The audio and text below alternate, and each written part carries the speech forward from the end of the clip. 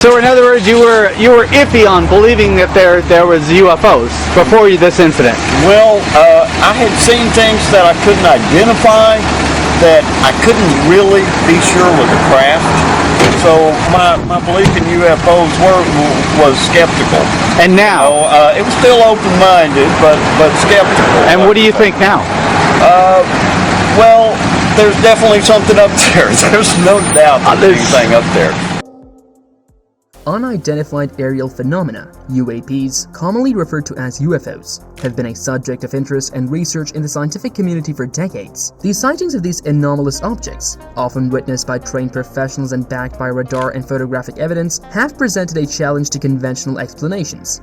In this context, we will delve into the historical archives of government investigations and examine the eyewitness accounts of credible witnesses to gain a better understanding of the scientific aspects of recent UAP sightings. Hello everyone, welcome back to Edge Capitalism. We analyze how power and value is created in the world. Today's video may surprise you about the amount of intelligence and classified information on the UFO phenomena, currently known as UAP, or Unidentified Aerial Phenomena. Are you ready? So let's get started.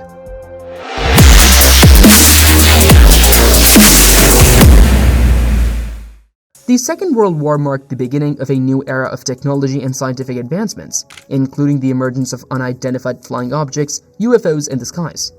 Following the war, the United States government began to collect and investigate reports of these aerial phenomena, leading to the creation of projects such as SIGN, Grudge, and Blue Book. Over the years, thousands of reports of anomalous sightings were recorded and cataloged in the National Archives, including some that were so strange and inexplicable that they continue to baffle scientists to this day. In this context, we will explore the history of UFO sightings and information in the US government after the Second World War, and the impact of these events on the public's perception of these unexplained phenomena. Taking a break from the recent balloon wars that seem to be dominating the current debate over the UFO topic, let's take another walk down memory lane to a time when the government was collecting information on objects in the skies that, at least in some cases, were most definitely not balloons or balloon-like entities.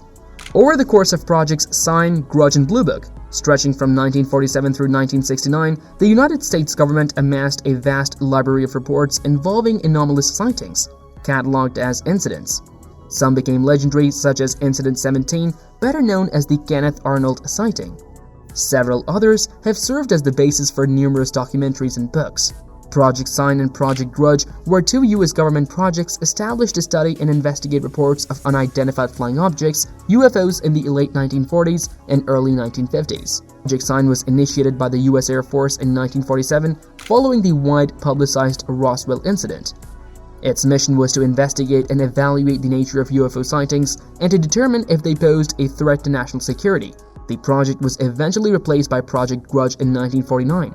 Which took a more skeptical approach to UFO reports and focused on debunking them as hoaxes or misidentifications.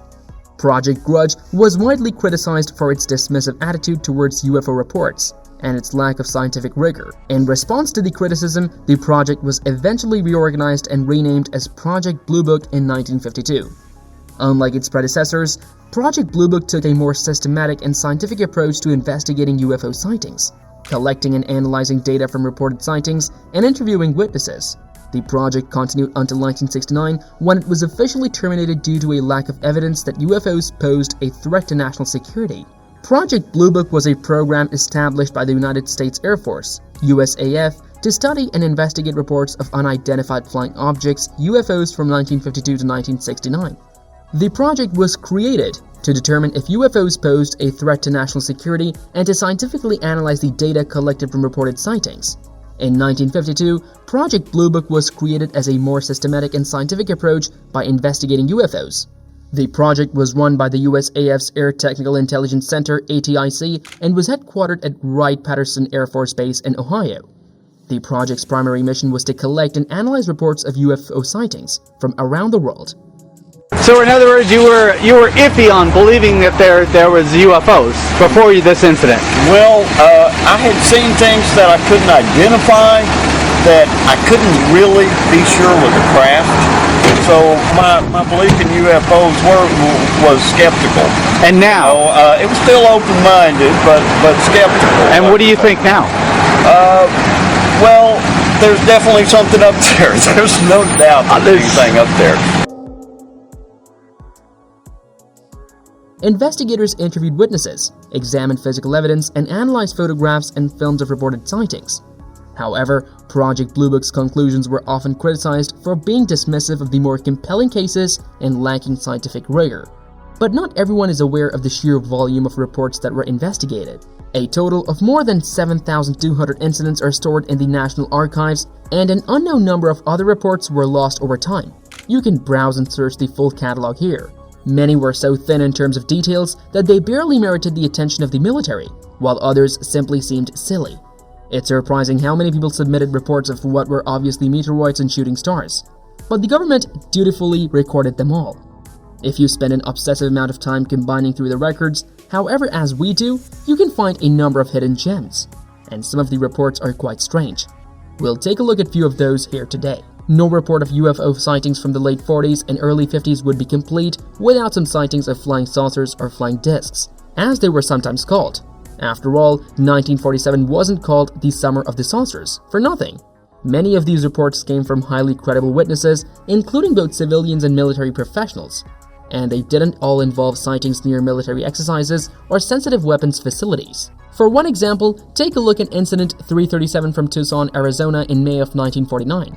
A professional flight engineer and former military pilot was relaxing in a lawn chair outside his home when he saw two round objects pass directly overhead.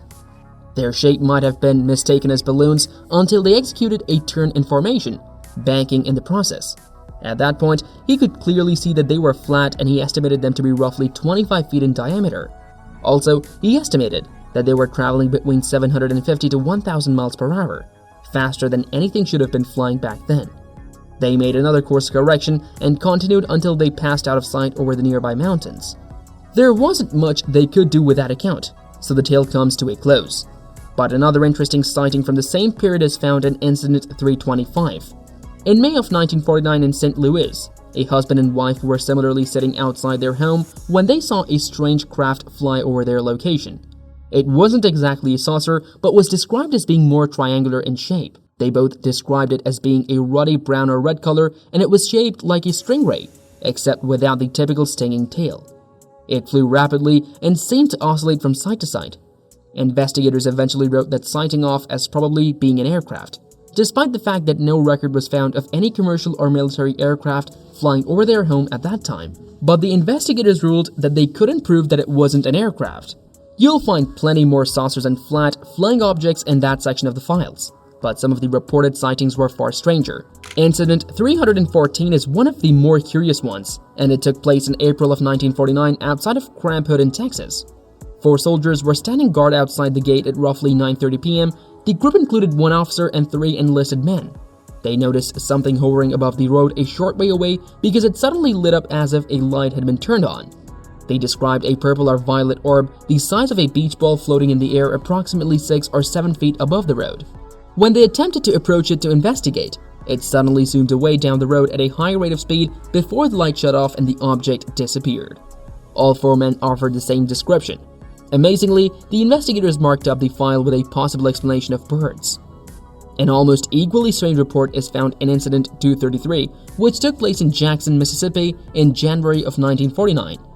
Mr. and Mrs. Thomas A. Rush were flying over another couple into North Jackson Air Park in a private plane owned by the other couple. As they were approaching the airstrip at an altitude of less than 2,000 feet, they saw something fly across their path in front of them. But rather than another plane, they observed what they described as a cigar-shaped object without wings that was either dark blue or black in color. But their full description in the drawing they provided show that it wasn't shaped like a tic-tac. It tapered from a diameter of roughly 10 feet at the front end to 4 feet at the trailing end. It was shaped like a megaphone. Mr. Rush was a former military pilot, and both he and Mrs. Rush were civilian pilots with plenty of experience with aircraft. The object passed approximately 500 feet in front of their plane, flying at an estimated 200 miles an hour.